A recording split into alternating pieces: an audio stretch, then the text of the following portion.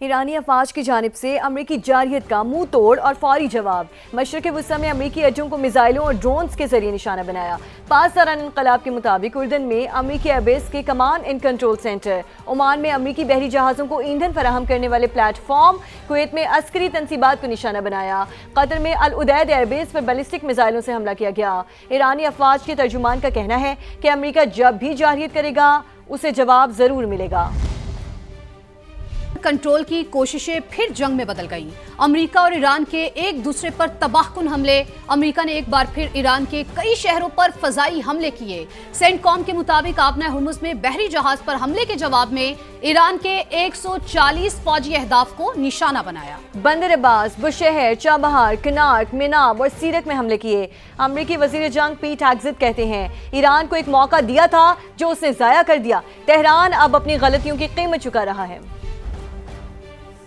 آبنائے ہرمز پر کنٹرول کی جنگ میں شدت۔ امریکہ اور ایران کے پھر ایک دوسرے پر تباہ کن حملے۔ امریکی افواج نے ایک بار پھر ایرانی شہروں پر میزائل برسا دیے۔ آبنائے ہرمز میں بحری جہاز پر ایرانی پاسداران کے حملے کے جواب میں سینٹ کام نے 140 ایرانی اہداف کو نشانہ بنایا۔ بوشہر، بندر عباس، چابہار، قشم، میناب اور سیرک پر فضائی حملے۔ آپریشن میں لڑاکا طیارے، ڈرونز اور بحری جہازوں نے حصہ لیا۔ امریکی افواج کے مطابق ایران کے میزائل، ڈرون تنصیبات، بحری صلاحیتوں، گولہ بارود کے ذخائر اور مواصلاتی نیٹ ورکس کو نشانہ بنایا۔ لرستان میں پاسداران انقلاب نے امریکی کروز میزائل مار گرایا۔ امریکی وزیر دفاع پیٹ ہیگزٹ کا کہنا ہے ایران کو غلط فیصلوں کی قیمت چکانی پڑ رہی ہے۔ ابتدائی حملوں کے بعد تہران کو ایک موقع دیا جو اس نے ضائع کر دیا۔ ایرانی افواج کی جانب سے امریکی جارحیت کا منہ توڑ اور فوری جواب۔ مشرق وسطی میں امریکی اڈوں کو میزائلوں اور ڈرونز کے ذریعے نشانہ بنایا۔ پاسداران انقلاب کے مطابق اردن میں امریکی ایئر بیس کے command and control centre, Oman میں امریکی بحری جہازوں کو ایندھن فراہم کرنے والے پلیٹ فارم، کویت میں عسکری تنصیبات کو نشانہ بنایا۔ قطر میں العدید ایئر بیس پر بیلسٹک میزائلوں سے حملہ کیا گیا۔ ایرانی افواج کے ترجمان کا کہنا ہے کہ امریکہ جب بھی جارحیت کرے گا اسے جواب ضرور ملے گا۔ امریکی جارحیت کا منہ توڑ جواب۔ خطے میں امریکی اڈے ایران کے نشانے پر۔ پاسداران انقلاب نے میزائلوں، راکٹوں اور ڈرونز کی بارش کر دی۔ IRGC کے مطابق اردن میں امریکی ایئر بیس کا کمانڈ اینڈ کنٹرول سینٹر اور MQ ڈرون ہینگر تباہ کر دیا۔ قطر میں العدید ایئر بیس کو بیلسٹک میزائلوں سے نشانہ بنایا۔ اڈے میں لڑاکا طیاروں کی مرمت اور دیکھ بھال کا مرکز ملیا۔ ایرانی افواج نے عمان کی بندرگاہ دکم میں امریکی طیارہ بردار بحری جہازوں کو ایندھن فراہم کرنے والے پلیٹ فارمز کو تباہ کرنے کا بھی دعویٰ کیا۔ کویت میں بھی امریکی ایئر بیس پر موجود تنصیبات پر میزائل اور ڈرونز داغے گئے۔ قطر میں میزائل کا ملبہ گرنے سے 3 شہری زخمی ہو گئے۔ ایرانی افواج کے ترجمان بریگیڈیئر جنرل محمد اکر مینا کہتے ہیں صورتحال سے نمٹنے کے لیے تیار ہیں۔ ممکنہ اہداف کی فہرست اپ ڈیٹ کر لی۔ امریکہ جب بھی کارروائی کرے گا اسے جواب ضرور ملے گا۔ ایرانی بیمار ذہنیت کے حامل لوگ ہیں۔ گزشتہ روز ڈیل پر رضامندی ظاہر کی، ایٹمی پروگرام سے دستبرداری پر اتفاق کیا اور کمرے سے نکلنے کے 1 گھنٹے کے بعد جہاز پر ڈرون حملہ کر دیا۔ امریکی صدر ڈونلڈ ٹرمپ کا NBC کو ٹیلی فونک انٹرویو۔ صحافی نے پوچھا کہ ایران کہتا ہے کہ آبنہ ہرمز بند ہے، سینٹ کام کے مطابق کھلی ہے، حقیقت کیا ہے؟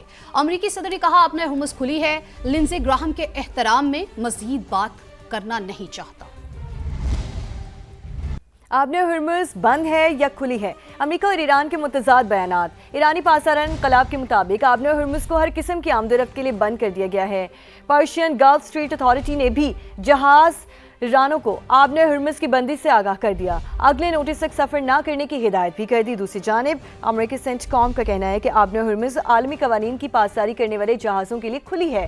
بیان کے مطابق ایران آبنہ ہرمز پر کنٹرول نہیں رکھتا۔ سینٹ کام نے ایرانی اعلانات کو بلا جواز اور دھمکی آمیز رویہ قرار دے دیا۔ آبنہ ہرمز 1 درجن جوہری بموں سے زیادہ اہم ہے۔ ایران ہر قیمت پر آبنہ ہرمز کا تحفظ یقینی بنائے گا۔ ایرانی سپریم لیڈر کے مشیر محسن رضائی کا بیان، کہا نیتن یاہو اور ٹرمپ نے ریڈ لائنز عبور کر لی، انہیں اس کا مناسب جواب ملنا چاہیے۔ ایرانی قومی سلامتی کمیشن کے ترجمان ابراہیم رضائی نے کہا آبنہ ہرمز کو طاقت کے زور پر حاصل کیا ہے، طاقت کے زور پر اس کا تحفظ بھی کریں گے۔ اسپیکر باقر کالیباف کہتے ہیں کہا تھا وعدے پورے کریں یا وعدہ خلافی کی قیمت ادا کریں، اب حقیقت تمہارے دروازے پر دستک دے رہی ہے۔ نائب وزیر اعظم اسحاق ڈار سے سعودی سفیر نواف بن سعید المالکی کی ملاقات، علاقائی امن و استحکام کی صورتحال پر تبادلہ خیال۔ ترجمان دفتر خارجہ کے مطابق اسحاق ڈار نے مذاکرات اور سفارتکاری کے فروغ کے لیے کوششیں مزید مستحکم کرنے پر زور دیا۔ اسحاق ڈار نے ایرانی وزیر خارجہ عباس اراغچی سے بھی ٹیلی فونک رابطہ کیا۔ خطے کی بدلتی ہوئی صورتحال پر بات چیت۔ اسحاق ڈار نے کہا فریقین اسلام آباد MOU کے تحت کشیدگی میں کمی اور تحمل کا راستہ اختیار کریں۔ پاکستان امن و استحکام کے لیے تعمیری کردار ادا کرتا رہے گا۔ پاکستان کا خطے میں بڑھتی ہوئی کشیدگی پر گہری تشویش کا اظہار۔ فریقین سے اسلام آباد مفاہمتی یادداشت کے تحت وعدوں کی پاسداری یقینی بنانے کی اپیل کر دی۔ ترجمان دفتر خارجہ کے بیان کے مطابق کشیدگی بڑھانے والے حالیہ واقعات کا جائزہ لیا جا رہا ہے۔ پاکستان خطے کے تمام ممالک کی خود مختاری اور علاقائی سالمیت کی حمایت کا اعادہ کرتا ہے۔ فریقین تحمل کا مظاہرہ کریں اور کشیدگی کم کرنے کے لیے فوری اقدامات اٹھائیں۔ ترجمان دفتر خارجہ کے مطابق پاکستان خطے میں دیرپا امن و استحکام کے لیے پرعزم ہے۔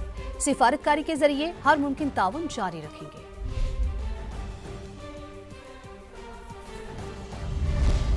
واشی کے علاقے ماشکیل میں فتنہ ہندوستان کے دہشت گردوں کا بزدلانہ حملہ، 5 مذکور شہید۔ سیکیورٹی ذرائع کے مطابق فتنہ ہندوستان کے بزدل دہشت گردوں نے معصوم اور نہتے مزدوروں کو نشانہ بنایا۔ شہید مزدوروں میں محمد بلال، محمد حسن، محمد قدیر، محسن اور بلال بھی شامل ہیں۔ تمام مزدوروں کا تعلق پنجاب سے ہے۔ عام دشمنوں کے خلاف علاقے میں سیکیورٹی فورسز کا سرچ آپریشن جاری ہے۔ وزیر اعلیٰ بلوچستان کی بے گناہ مزدوروں کے بہیمانہ قتل کی شدید مذمت۔ سرفراز بگٹی نے کہا معصوم شہریوں پر حملہ پاکستان کی وحدت، آئین اور ریاست پر حملہ ہے۔ ریاست دشمن عناصر اور ان کے سہولت کاروں کو کسی صورت معاف نہیں کیا جائے گا۔ وفاقی وزیر مواصلات عبدالعلیم خان کی ماشکیل میں دہشت گردانہ حملے کی شدید الفاظ میں مذمت۔ کہا معصوم اور نہتے مزدوروں کا بہیمانہ قتل پاکستان کے امن اور ترقی پر حملہ ہے۔ دہشت گردی کے خلاف جنگ میں پوری قوم سیکیورٹی فورسز کے ساتھ کھڑی ہے۔ امن دشمنوں کے گرد گھیرا مزید تنگ، بلوچستان میں آپریشن شبان پوری طاقت سے جاری۔ سیکیورٹی فورسز نے مزید 7 خوارج ہلاک کر دیے۔ 5 جولائی سے اب تک مارے گئے امن دشمنوں کی مجموعی تعداد 109 ہو گئی۔ اسلام آباد سے یہ رپورٹ۔ بھارت کی پراکسی فتنہ الخوارج پر زمین تنگ، بلوچستان میں آپریشن شابان پوری قوت سے جاری۔ مختلف علاقوں میں مزید 7 دہشت گرد ہلاک۔ سیکیورٹی ذرائع کے مطابق سرانٹنگی میں 4 خارجیوں کو جہنم واصل کیا گیا۔ ہلاک دہشت گردوں سے بڑی تعداد میں اسلحہ اور گولہ بارود برآمد ہوا۔ M4 rifle, SMG، rocket launcher, mobile phones اور دیگر سامان شامل۔ دوسری کارروائی میں 3 دہشت گرد انجام کو پہنچے۔ آپریشن شابان میں مارے گئے دہشت گردوں کی تعداد 71 ہو گئی۔ 5 جولائی سے اب تک 109 خارجی جہنم واصل کیے جا چکے۔ سیکیورٹی فورسز کا آخری دہشت گرد کے خاتمے تک آپریشن شابان جاری رکھنے کا عزم۔ فتنہ الخوارج کے خلاف فضائی اور زمینی کارروائی جاری۔ امن دشمنوں کے ٹھکانوں کو مسلسل نشانہ بنایا جا رہا ہے۔ اور قطر کے سابق امیر شیخ حمد بن خلیفہ ال ثانی کی نماز جنازہ ادا کر دی گئی۔ امیر قطر اور وزیر اعظم سمیت خلیجی ممالک کے اہم شخصیات نے جنازے میں شرکت کی۔ قطری امیر شیخ تمیم بن حمد ال ثانی نے والد کے جنازے کو کاندھا دیا۔ شیخ حمد بن خلیفہ ال ثانی کے انتقال پر قطر میں 4 روزہ سوگ کا اعلان۔ 74 سال کے شیخ حمد بن خلیفہ ال ثانی 1995 سے 2013 تک قطر کے امیر رہے۔ وزیر اعظم شہباز شریف کا سابق امیر قطر کے انتقال پر گہرے دکھ اور افسوس کا اظہار۔ کہا غم کی اس گھڑی میں قطر کی قیادت اور عوام سے یکجہتی کا اظہار کرتے ہیں۔ ذرائع کے مطابق وزیر اعظم شہباز شریف کی کل قطر روانگی متوقع ہے۔ قطری قیادت سے تعزیت کریں گے۔ گلگت بلتستان اسمبلی انتخابات میں استحکام پاکستان پارٹی کی ایک اور بڑی کامیابی۔ سپریم کورٹ کے حکم پر گلگت بلتستان اسمبلی کے حلقہ 15 کے لوشی پولنگ سٹیشن پر دوبارہ ووٹنگ کا انعقاد کیا گیا۔ استحکام پاکستان پارٹی کے محمد دلپذیر حلقے سے مجموعی طور پر 6033 ووٹ لے کر کامیاب قرار پائے۔ JUI کے مفتی ولی الرحمان دوسرے نمبر پر رہے۔ محمد دلپذیر کی کامیابی کے بعد IPP 7 نشستوں کے ساتھ گلگت بلتستان کی تیسری بڑی پارلیمانی جماعت بن گئی۔ استحکام پاکستان پارٹی کے صدر عبدالعلیم خان کی محمد دلپذیر کو کامیابی پر مبارکباد۔ کہا GBA 15 کے نتائج IPP پر عوامی اعتماد کا منہ بولتا ثبوت ہے۔